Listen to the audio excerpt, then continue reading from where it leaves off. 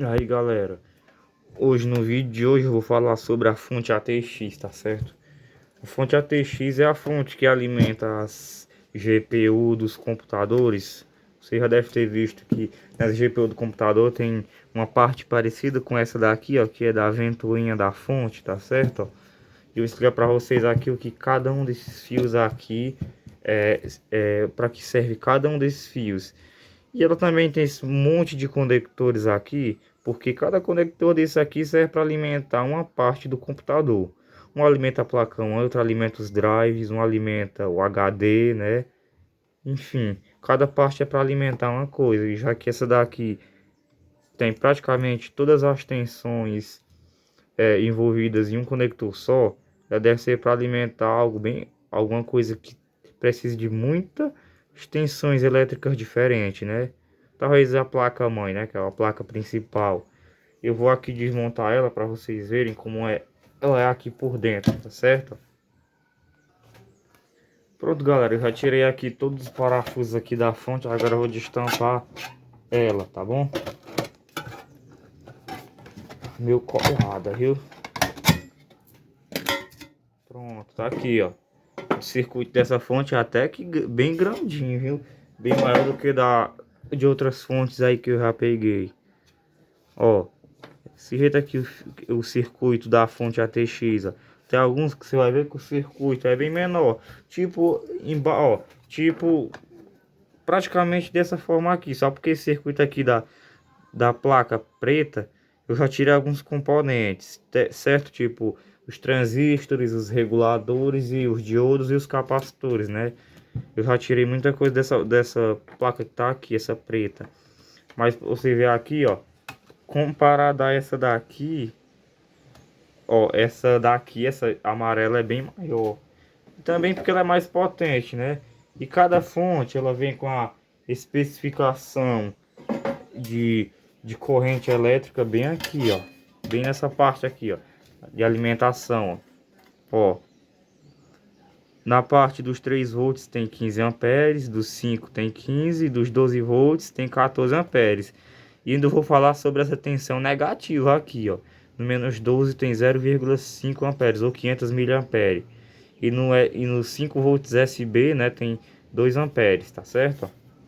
Então, galera, como você pode ver que a fonte ATX tem uma pinagem muito grande, né? Ela é constituída de 24 pinos. Cada cor de fios dessa fonte tem uma tensão elétrica diferente, tá bom? Eu vou já ligar ela aqui para vocês verem, né? Tirar só isso aqui, ó. Certo? E vou medir a tensão de cada um desses fios. Mas eu vou falar aqui logo para vocês, ó. Nos fios amarelos, que aqui tem muito fio amarelo, ó. Deixa eu ver quantos tem. 2, 3, 4, 5, 6, 6. Isso é 6 mesmo, é mais. 2, 3, é 6. Nesses 6 fios amarelos, a gente aqui tem a tensão de 12 volts, tá bom? Nesse fio laranja, não, primeiro nesse vermelho em ordem decrescente. Nesse fio vermelho aqui temos uma tensão de 5 volts, tá certo? Ó. O fio vermelho tem a tensão de 5 volts. Mas aqui também tem outro fio que tem a tensão de 5 volts, que é esse fio roxo da fonte, ó. Tá vendo esse fio roxo? Esse fio roxo aqui também tem 5 volts. Esse fio roxo aqui também eu vou falar um pouco dele mais na frente, porque ele é opcional para a fonte de bancada, tá bom? Aí como eu falei, ó, o amarelo tem 12, o vermelho tem 5 e o laranja, né? O laranja tem 3,3, tá certo? E tem um marrom aqui que tá junto com o laranja, mas ele também tem essa mesma tensão.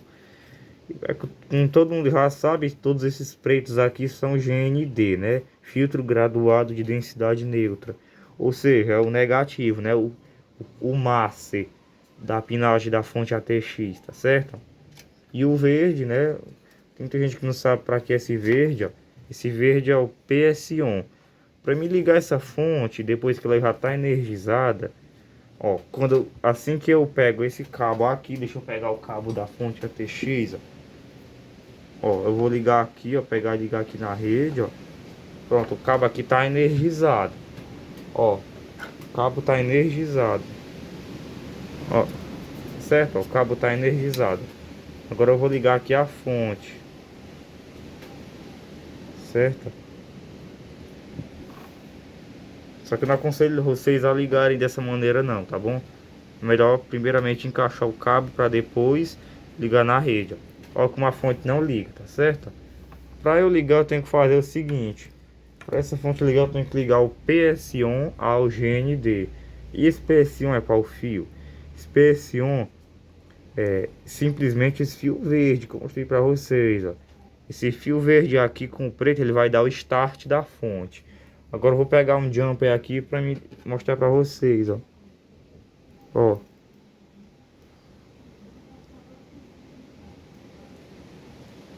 Tá no pino do fio verde, ó. Ah, mas esse jumper aqui não tá funcionando muito direito não. Mas vai dar certo. E vou ligar aqui até um preto, ó.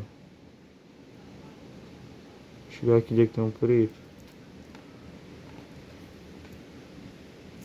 Não deu certo, eu vou ter que cortar. Porque não tem um jumper aqui.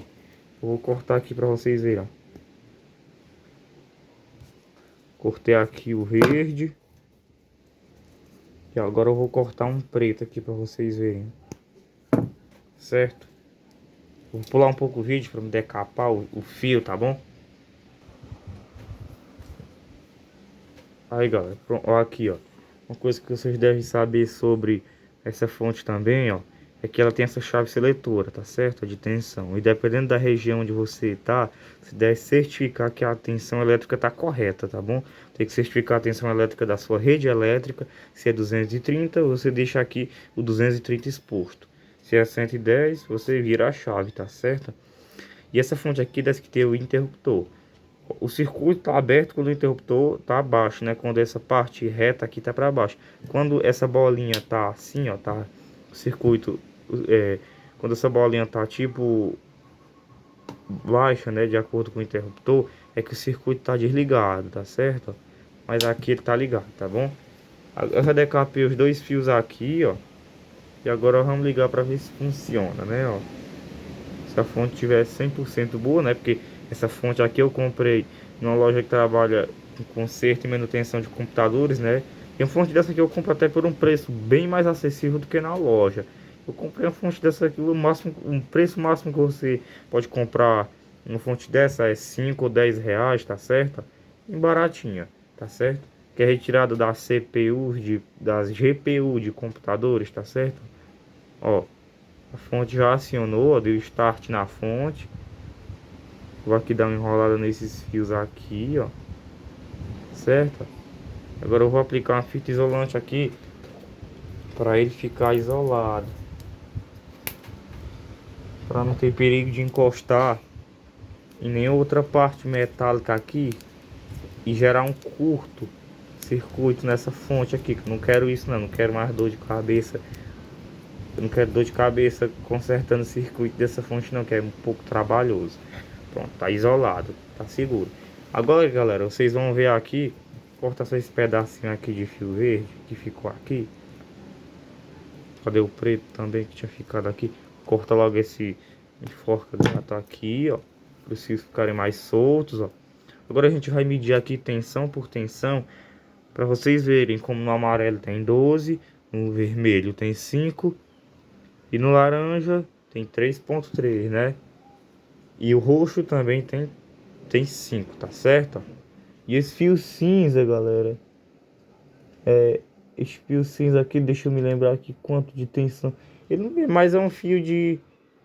Eu não tenho certeza de que é esse fio cinza, tá certo? Ah, esse fio cinza, galera, é o PWR, tá certo? É o PWR, esse fio cinza, tá certo? Agora eu vou pegar aqui o multímetro. Vamos colocar aqui na escala de tensão contínua, né? Já que a gente vai medir aqui tensões, primeiro a gente vai medir tensões abaixo quer dizer, tensões aqui no máximo de 12 volts, tá bom? Primeiramente eu coloco aqui a ponteira negativa do multímetro em um dos GND, né? Já que todos os GND estão conectados em um local só. E agora eu vou medir tensão por tensão. Vou começar com o amarelo. Olha a tensão que tem no amarelo. Tá na escala de 200 volts. Pra gente ter mais precisão, vamos para a escala de 20, tá certo? 12,09, né? Agora vamos pro fio vermelho. Onde é que tem um fio vermelho mais acessível? Tá aqui. Fio vermelho. 5,1 volts, tá certo? Agora vamos pro fio laranja. Fio laranja. 3,3. Essa fonte tá perfeita. Agora vamos medir o fio roxo, né? Cadê a pinagem aqui do fio roxo? Tá aqui. Fio roxo. 5,1. Pinagem aqui do fio roxo, tá certo? 5,1. E galera, outra coisa que eu vou falar aqui pra vocês. Uma fontezinha dessa aqui, ela é muito opcional, sabe pra quê? Pra você montar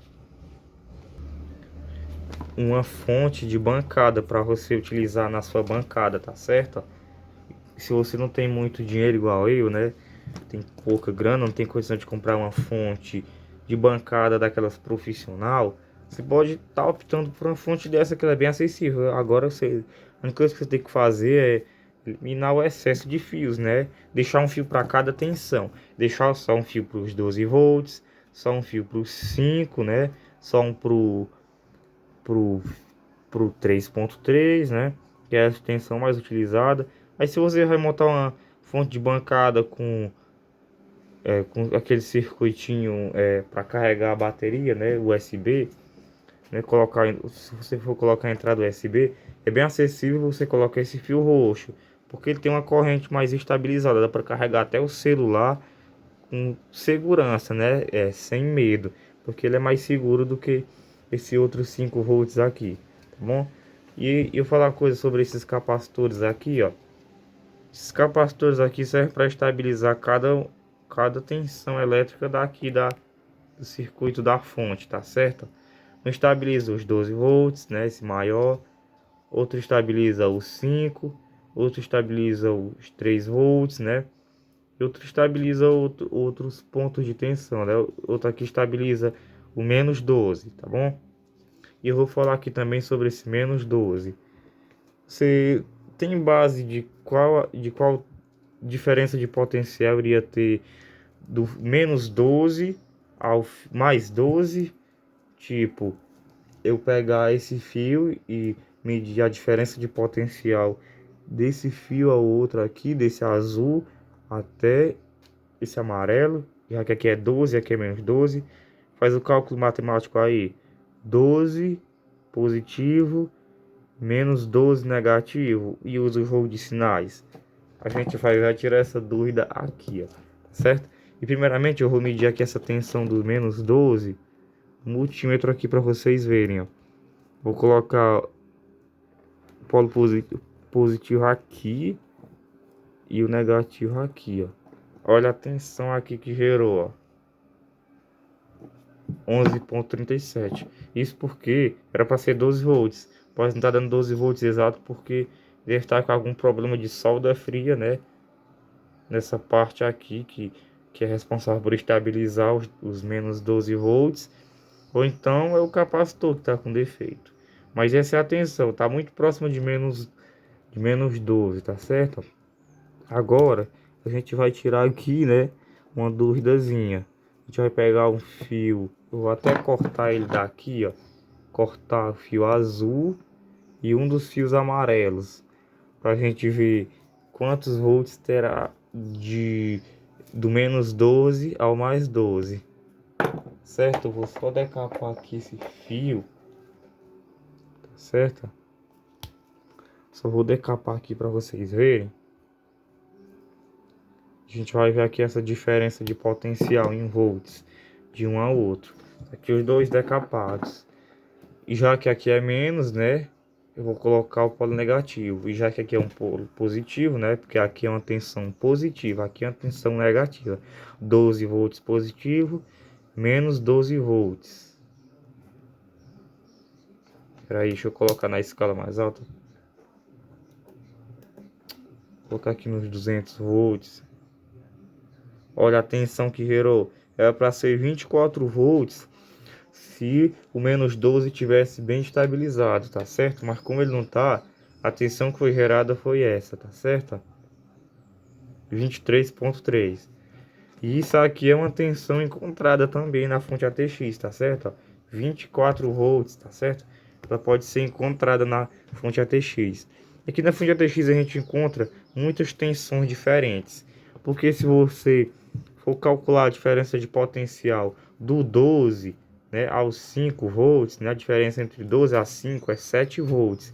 Se você montar uma fonte de bancada, você vai conseguir muitas tensões diferentes no circuito dessa fonte, tá certo? Isso, galera, é basicamente o circuito da fonte ATX. Ó. E aqui, ó, eu vou tirar a fita isolante, ó, vou desligar ela aqui. Acho que eu vou ligar alguma coisa aqui, não sei se eu ligo algum LED, procurar um LED aqui. Então, galera, eu não tô com LED aqui, mas eu tô com o meu circuitinho pisca LED, né?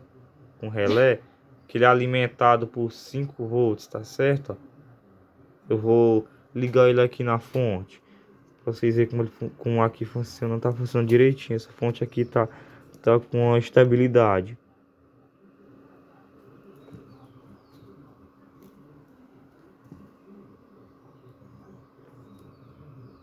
Não, não é aqui. Polo negativo, não, fio negativo aqui.